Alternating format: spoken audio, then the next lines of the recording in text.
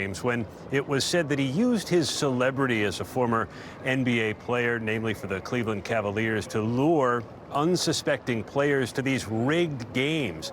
And federal prosecutors said he was in touch with one of the main organizers who actually supplied the altered shuffling machine that helped these guys allegedly cheat. And Damon Jones was what prosecutors called one of the face cards. His face got high rollers to these tables, and they were defrauded out of millions, prosecutors said. He's still in court pleading not guilty to conspiracy charges in the second case, alleging that he provided inside information about an injury to LeBron James before a 2023 game to a sports bettor. Okay, so Aaron, what happens next in this case? So a federal judge said that even though Jones pleaded not guilty today, he is considering whether to engage in plea talks to actually change his plea, plead guilty to at least some of the indictment, and try and resolve the case before it goes to trial. That kind of a deal could require him to cooperate against some of the 30-odd other defendants in the case. And remember what prosecutors have said about Damon Jones. He was there for both of these schemes, and so it's possible he could name additional names. It's also possible he could give up information about some of his co-defendants, like, say, Chauncey Billups, who's due here for his arraignment later this month. Aaron Katersky, our ABC News chief investigative correspondent, thank you so much for your time. As you mentioned, Billups' arraignment is slated for November 24th, and then Terry Rozier's is scheduled for December 8th. That's in federal court, also in Brooklyn. So for more on how this impacts the league moving forward, we're joined by David Purdom and our Shams Charania. Shams, I'm going to start with you here because you reported that a congressional committee met with NBA officials following these indictments. So what more can you tell us about that meeting that unfolded? What took place there? Malika, the congressional committee called the House of Energy and Commerce met with league officials on Wednesday afternoon for about an hour in Washington, D.C. Adam Silver was not there, but a group of league officials were there to meet with these congressional members, specifically discussing the NBA's partnership with sportsbooks, how you can prevent the illegal use of non-public information, and how the NBA handles its own investigations into sports betting. I am told the league was cooperative in briefing the congressional members. The sides had productive conversations, and this congressional committee plus a separate Senate committee are both researching NBA protocols. Talks are going to continue between the government, between the NBA, as well as the sportsbooks. And here you somewhat have the NBA on the front lines of an issue around sportsbooks and on prop bets and how the sportsbooks and the leagues can work to really regulate that. And then from the league's perspective, how do they handle injury reporting that has an impact on sports betting? Yeah, it feels like this is not the last time an incident like this could come up. And so the league having to have steps and procedures in place is going to be paramount moving forward. David, where does the NBA stand with the sportsbooks in terms of addressing the integrity issues that we're seeing come up here? Yeah, the NBA has partnerships with over a dozen sportsbooks, including the two biggest as their co-official sponsors, FanDuel and DraftKings. They remain in ongoing conversations. They're always kind of looking at the betting menus, trying to identify which types of bet offerings may be the most vulnerable to manipulation.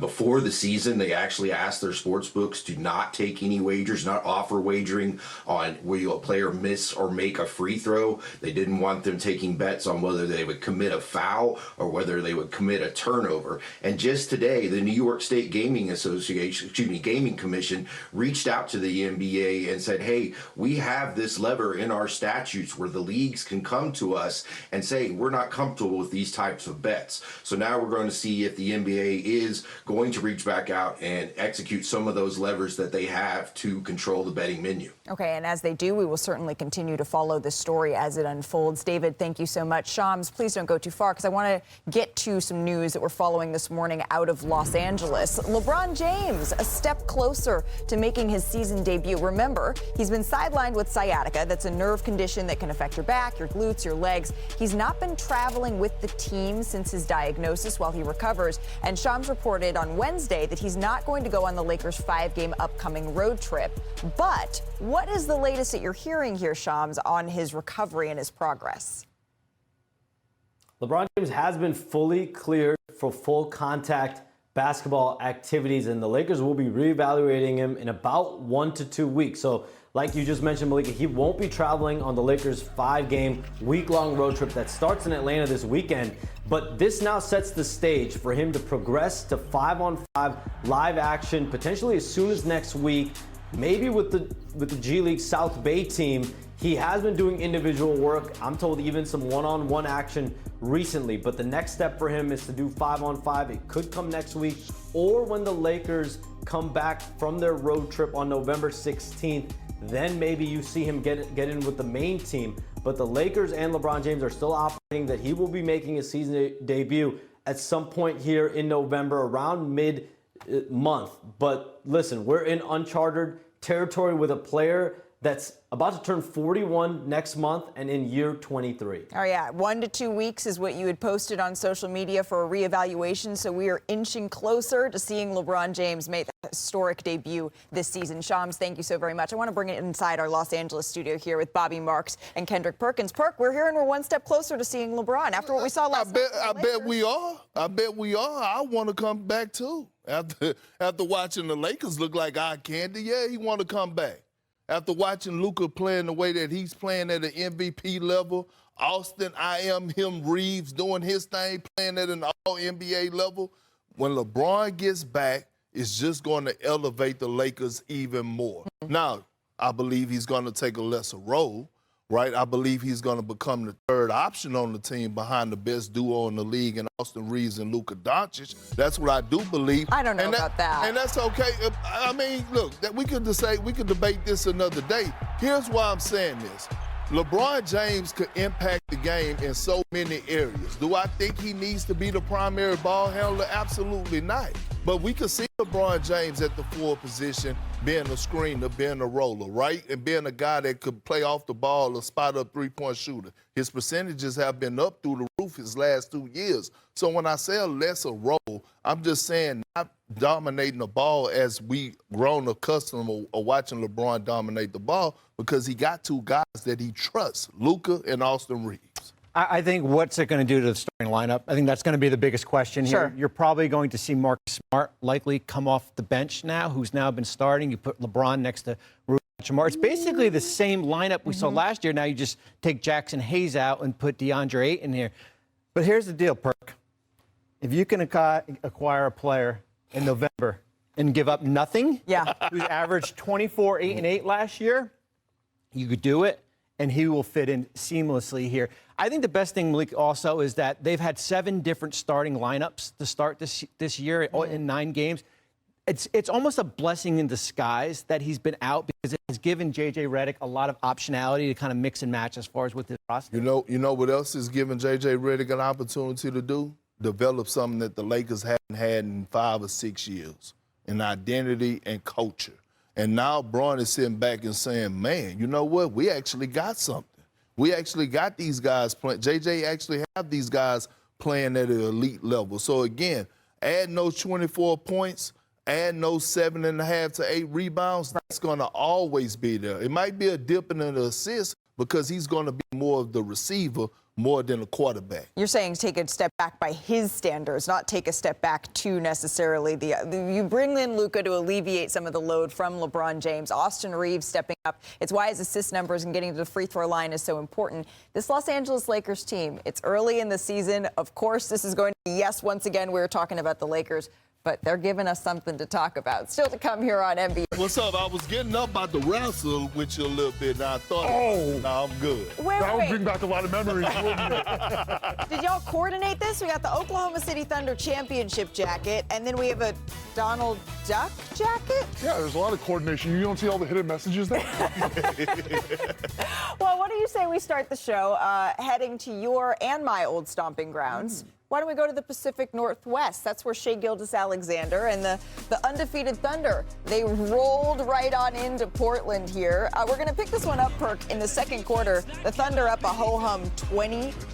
Shai Gilgeous-Alexander, signature little fadeaway. Has the best mid-range game in the entire league. Sorry, Katie. 35 points, 9 rebounds. Nothing you can do. Pray. Drew Holiday, though, giving the Blazers some really good minutes, Bobby. He has been terrific for the leadership, especially in the light of Chauncey Billups, the leadership on the court for this young Trailblazer team. And then here come the Trailblazers, just like that. By the way, Denny Avdia, 26 points, 10 rebounds, 9 assists in this game. The Trailblazers leading the way, but the Thunder don't go away quietly here, Robin. Oh, never. But you know what? This Blazers team, they've been sneaky throughout the beginning of the season. They got some good wins, the Lakers, the Nuggets, and perhaps. Just when you think the Thunder's done, you can't quite be sure, but the Trailblazers hold on to get the win here. Joe's foot's on the line, so you'd only get 2 free throws anyway. The Blazers, they win 121-119. They give the Thunder their first loss of the season. Now, Oklahoma City, they take 20-point leads all the time, right? But they don't lose them very often. This was just their third blown 20-point lead in the last 3 seasons during a time in which they have taken a league-best 85 leads like that. So Oklahoma City's historic start to the season, it now includes a loss to the Trailblazers. But what have you seen from the Thunder here, Robin? Because you've been impressed by them. Yeah, I mean, it's almost impressive in the way they kind of embrace the mundane. They go out there every night, and it's like clockwork for them. I watched the Clippers game the other night. Any few guesses why. But what I saw was the Clippers, they have some new additions. There was a little bit of confusion for them on the court on some plays with their rotations and stuff. But the Thunder, they knew exactly what they were going to do every single play, it felt like. There was confidence in that comfortability. Well, I didn't expect them to go 82-0, okay? You were talking, are they going to get off to 70-0 last night? They might. But what I'm witnessing from the Thunder once is still the best team in the NBA, with the best player in the NBA, and their depth. They're deeper than the Atlantic Ocean and the Pacific Ocean combined. What about the Mariana Trench? Yeah, that too. You can add that part too. Here's why I say that, right? Last night, I'm not making any excuses, but these are facts. No Luke Dortz, no Chet Holmgren, no J-Dub, and they still go in there and compete, knowing that every single night you're going as the champs, you're going to get everybody's best shot. Right. This little nugget as well. Give some people some history because they don't understand back-to-backs. They had a late start against the Clippers the night before at 8 o'clock. They probably got into Portland at 2 o'clock. The fact that they went in there and competed at that level and that depth is crazy. And SGA, Finals MVP, usage rate last year. He haven't missed a single game. We do have a rule, though, on this show. We do like to get to the winners. And the Portland Trailblazers, they deserve some credit for the early goings of the season, Bobby. They do. You know, they were a little bit criticized going out and getting Drew Holiday, especially a team that a lot of us probably weren't projected to compete for a play-in or for a playoff spot. But when you look at what Holiday's been able to do, and Shaedon Sharpe and Tumani Kamara, and they've now Donovan Clingan at center replacing DeAndre Ayton, it's a good story early on in the year, and they compete. They compete their tails off, and we saw that last night coming back from that 20-plus deficit. The Trailblazers and Oklahoma City Thunder, one of 11 games on the slate last night, so let's catch you up on the action. First up, I feel like Robin has a good one of these. Detroit basketball. How'd I do? Is that a thing now? Yeah, we're bringing it back. Old. Cade Cunningham, 31 points, 10 assists. Jalen Duren, though, feeling 22 points, 22 rebounds in the Pistons win over the Jazz. So, Perk, how much you love watching this duo? I love it. I mean, one of the best duos in the game. Cade Cunningham is a top 10 player, and Jalen Duren has emerged. He is one of the best bigs in the game. I call him a throwback big because he loved that glass and he loved hanging around that paint, finishing them with authority. Hence the throwback chant for Detroit basketball. All right, now to Denver. That's where Nikola Jokic messed around and got his 5th triple-double of the season in the Nuggets win over the Heat. Robin, what was it like playing against the Joker? I had some flashbacks last night. PTSD, let me tell you. I mean, he's so difficult because if you throw a small ball center out there, he's going to take you into the post. And what he'd do with a guy like me, take me to the elbow, take me to the three-point line, and all of a sudden, I'm guarding pick and roll, but I'm the guy being screened. I don't have any experience with that. Sometimes Yanni maybe, but otherwise, I'm throwing my hands up. I don't know what to do. We won't make you relive this any further. We'll move on to Cleveland. We'll throw back again. Cleveland, this is for you. Donovan Mitchell on his scoring outburst last night. Whoever that is, let us know, because Donovan Mitchell was clearly fired up. He dropped a season-high 46 points. Darius Garland added 8 in his season debut with the Cavs. Bobby, have you ever been motivated like that by a fan? Oh, social media at its best. I feel like Donovan Mitchell there, what he was talking about as far as, but I couldn't go out and drop 45 plus there. 64, last 2 games, 64%, 53% from the field. Welcome back, Darius Garland and Jared Allen. It's good to see them whole, but this is a team that is measured in the postseason, as we know. All right, now to Sacramento. That's where Russell Westbrook made a bold proclamation. Check it out. Humbly speaking, I'm the best rebounding guard ever. So when the ball come across the rim, I'm going to get it. Well, he did have 23 points, 16 rebounds, 10 assists for his first triple-double with the Kings in a win. Robin, you played with Russ in Washington. How did he impact your game? I mean, normal Russ doesn't need any motivation. He's already a battery. But when you give him a reason to go out there and play, he takes a whole nother level. What I witnessed is just that trickle-down effect of that energy. There would be nights when I, talked about back-to-backs. I maybe felt like I wasn't ready to play. I wasn't quite ready to get out there. But when you're playing with Russ, he brings that energy for everybody. It's intensely contagious. And with his 16 rebounds, he passed Richard's old teammate, Jason Kidd, for the most rebounds by a guard in NBA history. So that's 8,734 boards for a player that is listed at 6'4". So congratulations to Russell Westbrook. He's going to turn 37 next week. Oh, He's boy. Still doing this. Now to the Garden. That's where we saw the return of Ant-Man here. Returning from injury, the Timberwolves visiting Jalen Brunson and the Knicks. Of course, we always revisit the trade on this day when these two teams play each other. Anthony Edwards not missing a step here, Robin. No, I would not want to be guarding that right now. The Timberwolves up 7 early. And then early in the second quarter here, Bobby. Knicks up 4. Karl Anthony Towns post move on his old teammate there. There's that bully Put him ball. in We the talked about basket. bully ball, right? Bully ball right around the rim. Bully ball, daddy ball, whatever it is. I like that from Karl Anthony Towns' ball. How about 15 points, 10 rebounds for Towns in the game? And then Brunson pulls up, hits the three-pointer, 23 and 10. The Knicks up by 11 here. So let's go ahead to the fourth quarter. The Knicks up 9. OG Anunoby splits the defense, layup, and 1, Robin. I thought it was a travel on the catch, but, it was a good play nonetheless. I thought it was 25 points and 8 rebounds for Anunoby. The Knicks up 12 after the free throws. This is a nice moment, though. Edwards tossing his jersey to a fan that's clearly moved by it. The Knicks go on to win this one. And it was just 2 seasons ago that the Timberwolves boasted the best defense in the NBA. They were still very good at 6th last year. They've been the 4th worst in the league in the early goings here, so something to keep an eye on. That's been part of their identity,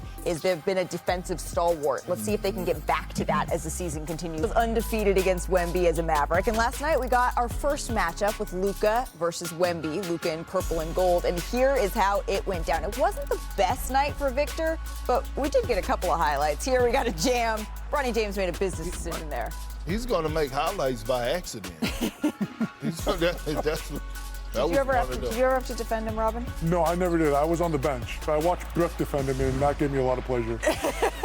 Well, as much pleasure as this move from Luka gave LeBron and Austin Reeves there. Love that reaction on the bench. But this might have been the highlight of the night here. How did he find Rui on that perk? It looked like I don't know. It's only a few players that can make that pass. It looked like an accident until it got to Rui's hand. He said, no, that's all vision, all goggles. Luka doing the celebration there. Also, he was connecting with his big men all night, though. Here in the third quarter, Doncic finds DeAndre Ayton here for a nice lob. He's been great for Ayton. He's been very great for Jackson Hayes. Yeah, Jackson Trying to unlock Hayes. Jackson Hayes. Throwing it down. Luka now has 6 alley-oop assists this season. That's tied with Cade Cunningham for the most in the NBA. The fourth quarter, this is where things got good. All right, we got 2.5 to play here. The Lakers down 2. Luka Doncic hits the step-back 3. Over a tough defender, Stephon Castle, the separation. That's why he's got the mean mug here. And then watch Victor here. He drives, barrels into Rui for the charge. Just one more look at this one here. Yep, Rui's definitely set. So Wemby registers his first career game with multiple charges, and on that play, he fouls out. So 6 seconds left. The Spurs down 4. Stephon Castle misses the 3. Kelly Olynyk cleans it up, puts it in. 1.2 seconds left. Watch Marcus Smart's foot here. His left foot not behind the line all the way. So it's going to be Spurs ball underneath the basket, and Luka Doncic can't believe it. Marcus thinking not so smart. But final chance here, Julian Champagny Can't get it to go, but he is fouled here on this play. 2/10 left. Another look at this one. So Champagny heads to the free throw line. Okay, he misses the first. Lakers fans start to celebrate. So the Spurs need a tip in on the second. A good miss here. Keldon Johnson almost tips it in. That's no time. Can't quite get it to go. They lucky Wemby wasn't on the floor for that tip in. That's true. That's true. Now, Luka has now scored 200 points in 5 games this season, 40 a game. That's the third most points in the first 5 games of a season in NBA history, behind only a pair of Wilt games. Whenever you're in Wilt company, you're doing all right here. Perk, what else is there to say about Luka's start to the season here? Where you want me to start? Luka is home. Luka is finally home. The furniture's moved in. The dishes are up in the cabinets. He's real cozy. And you can relate to this as men, you know what I mean? He's finally being able to lay on the couch, rub his feet together, and pass gas in his house. Damn it, he's getting it in. I didn't know that's the metaphor we were going with. And look, yes, he's going to have the points, the assists, the rebound. We get that. Last night, I was expecting Wemby to be the best defensive player on the floor. That happened to be Luka. 5 steals, 2 blocks. Luka Doncic all over the place, making the impact. I'm saying, Luka is really out here, and he's playing with this type of force, and he's on a mission. And we talk about the revenge tour. Yes, that was a prime example last night, primetime action, going against an elite team in the West and in the league in the San Antonio Spurs. What did you see, Robin?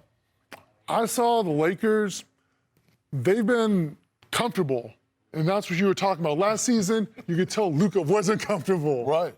And this season, Yep. they're playing. I like to call it's snow time. It feels like, it's not quite showtime, but they've got something going on the court. It's fun. There's energy. And you're doing snow angels. That's the idea? Absolutely, yes. There you go. Well, you mentioned that you thought Wemby was going to be the best defensive player on the floor. Luka Doncic put on a clinic, really, on both ends here. Wemby, he did go for 19 points, 8 boards, just 1 block, which by Wemby standards, all amongst his lowest outputs in these categories this season. So let's take a listen together to Victor on his takeaway from this game.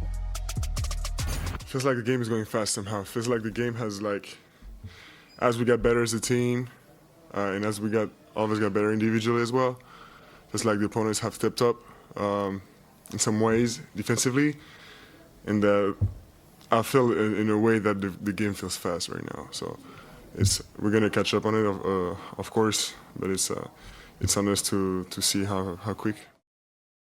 I always appreciate how insightful Victor is right after games, right? He was playing at an otherworldly pace to start the season. In the past 2 games, maybe he's come down to earth just a little bit. But again, this is all by Victor standards. So, Robin, when he talks about the speed of the game, can you tell us what that actually means when he says he feels like he's getting sped up?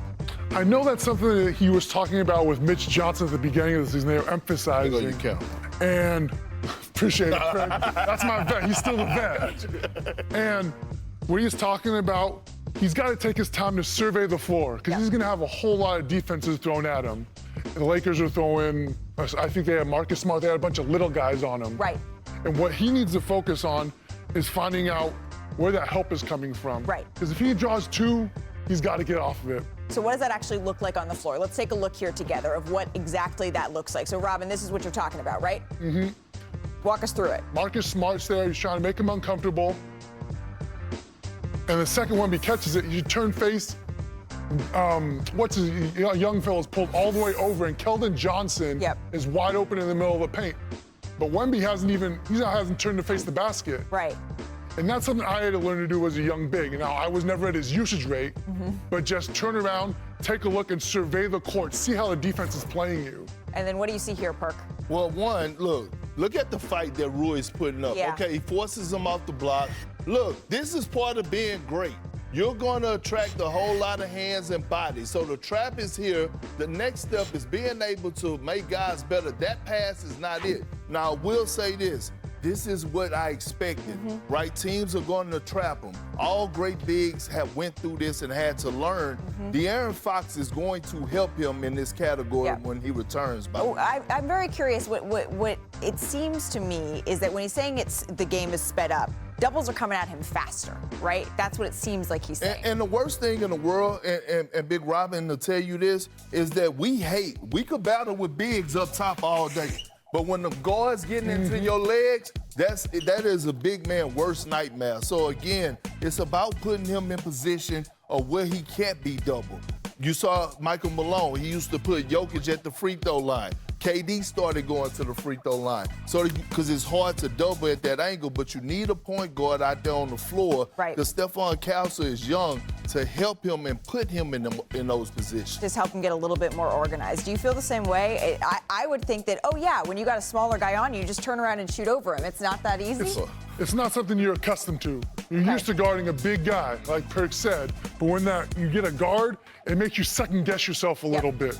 Here's what I know is going to happen, right? Because we know Victor, ultimate competitor here. What's going to happen next for Victor? He's going to study the film. He's going to obsess over how he can get better. That is what's going to happen next. I don't know what's going to happen next here, though. So why don't we play that game? What happens next? But this is a little twist. Get on this side. We're going to do a little Rolo edition here. It's pretty self-explanatory. We're going to pick a play. We're going to start with the Wizards at the Cavs. This is in 2022. And our producers pulled this up, and I'm curious your take here. What happens, there you are, next? Do you have a behind-the-back dime, a little Robin putback? Do you fight Gafford? Or a Robin Lopez circus shot? What happens next? A, B, C, or D? All the above is also an option. I remember. It didn't happen often, but D, Robin circus shot. Oh, do we have a little Robin circus shot here? Clear as day.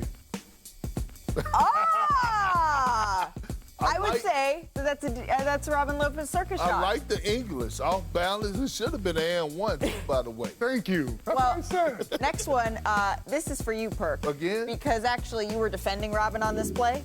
What happens next? I am not going to say the first one on TV. A wet ball. Or Perk D. trips Robin. Yep. Perk blocks Robin. Yep. Robin dunks on Perk. Which one happened, It Kendrick? was definitely not D. I can say that myself. We appreciate the accountability. I would say it's C. Is Perk it blocks Perk Robin. blocks Robin? Was that C? I tripped him. You tripped him? I tripped him. Yeah, Where? you did. Where? Yeah. Look at the feet. What size are those feet? 17. 17. Those are big feet. Lastly, this one's for both of you. What happens after this? A, you hit a 3. B, Robin fights with Vooch. A Robin slam? Or was there a mascot interference here, Robin? All of those sound so plausible. All of these could and have happened. Absolutely. You know what? I'm gonna go with the slam. Was it a Robin Lopez slam? You don't remember I surprise myself too sometimes. I surprise myself too. Are you doing your brother's celebration? No, that's my celebration. Brick has a weak celebration. Nobody knows Brick's celebration. That's the Earl Trey. Oh, the Earl Trey. Yes. The Earl Trey tea. We should all get ourselves a cup. That one-game team suspension. So, John, he got off to a little bit of a rough start on this one, Tim McMahon. He can't get the layup to go here. And then next, misses this floater. Not a lot of oomph, not a lot of energy. That's not the John Morant we've been used to seeing. Yeah, it's not the John Morant we love to see. Here, loses the ball. Reed Shepherd goes the other way. Just not a great start for him, and Morant would struggle in this one. And then check out what Kevin Durant had to say to Morant's dad. Kevin Durant had to say to Morant's dad here.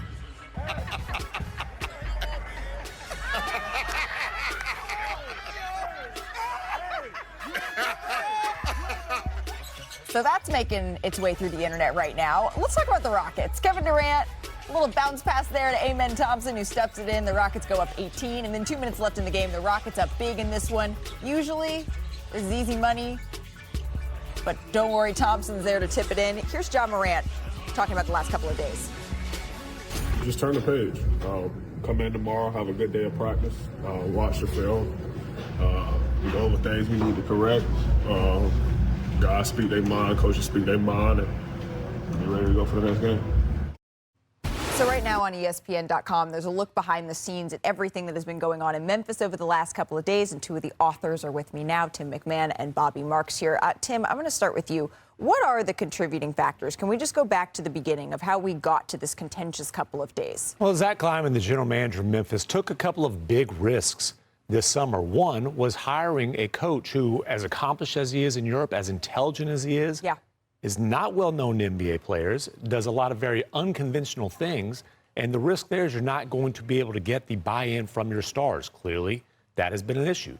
The other risk, and this is going to be a risk either way, decided not to engage Ja Morant in discussions about a contract extension. That's right. Jaren Jackson Jr. got his max extension.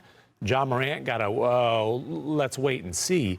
You're risking alienating the face of your franchise by basically telling him, we're not sure we want to continue having you as the face of the franchise. In so many words. Actions told you that, not the words. Okay, and so that then brings us to this confrontation that happened in the locker room where Tomas Isolo, the head coach of the Memphis Grizzlies, has talked about he believes in letting things air out in front of everyone, public accountability. That didn't rub Ja Morant the right way. That's what happened? Yeah, very clearly. And look, it's a commendable approach, and he's talked about this. He came around to this approach when he was coaching in Germany. Yeah. Did it when he was coaching in France. It might work in Germany and France. It's a risk in the NBA. Right. You can rule with an iron fist in those leagues, Sure. in the lower level European leagues. This is an NBA player who's accustomed to, let's be honest, getting his butt kissed and has a max contract. My way or the highway is a rough road to travel. And now there are people around the league who are asking the question, okay, what's going to happen? There's Ja Morant and the Memphis Grizzlies headed for a breakup. I'm of the belief that the Memphis Grizzlies, they have to take a deep breath here, Bobby, because you do not get stars like Ja Morant, an electric generational talent, very often. How would you be handling this? Yeah, you don't get a 26-year-old that has 3 years left on his contract either. Yeah. Is probably the face of the franchise. You're still evaluating. We hear 20 to 25 games as far as to get an identity as far as who your roster is. I went back and looked, Malika, since 2012. You know how many trades in the month of November? 8. And 2 of them involved James Harden. Right. So I don't see Memphis taking that knee-jerk reaction right now. The schedule is going to play a big role. They've got Dallas coming up on Friday night, but for me, I'm taking a back seat. No knee-jerk reaction. Evaluate where this roster is going. And you mentioned James Harden. Why were those trades made at that time? Because he really cranked the temperature up. Right. Last night was the first time that Ja made any effort to kind of calm the situation in terms of his post-game press conference. He is very important to this franchise, and hopefully we can see a way that these two can move forward. You mentioned Dallas. Let's talk about them a little bit, because Memphis sits at 13th in the early standings in the West. 2 teams trailing them, the Grizz, the Pelicans and the Mavericks, rather, and they faced off here on Wednesday. Cooper Flagg facing his high school teammate Derek Queen. Remember, their record as high school teammates, 56-3. Najee Marshall in transition. Cooper Flagg needed a highlight like that, Tim. Yeah, and he's had a few highlights, but let's be honest, the Mavs need all the buckets they can get. This was a heck of a game, though, from Derek Queen, who's had a lot put on him because the Pelicans traded up to get him. Has a slam there. He's been terrific. Fourth quarter in the game before. He was good last night here, seeing meaningful minutes down the stretch. Derek Queen, once again. All the Pelicans are doing is winning these days, man. I mean. They regain the lead there. And then Flagg here just makes a little bit of a bad pass. Herb Jones goes coast to coast. The lay and one. Got no shot blocker. Got no shot blocker down there. And that's a problem with all the injuries piling up here for Dallas. And then Cooper Flagg pulls up from the free throw line, misses the shot to tie the game. So the Pelicans go on to hang on to this one, 101-99. So let's take a listen to Cooper Flagg. Here's what he said after the latest loss. For me, it's the most, I've lost since, I think ever. So, it's obviously a lot different. And, you have to adapt to just playing a lot more games and, get used to that. But, I wouldn't say anybody's happy. Guys obviously are trying to stay level-headed and know that we got a lot more games to go and it's still really early. But, I'm speaking personally. I know it's not fun to just keep losing games. So, I'd like to make a change and hopefully start, making steps in the right direction. Yeah, Flagg's not used to losing. He's already lost more games with the Mavericks than he did his last 2 seasons at Montverde Academy and at Duke combined. That's when his teams went 68-4. Tim, this is in your backyard. What is the situation that's unfolding in Dallas here? Not fun's an understatement. Absolutely miserable. Nico Harrison's worst.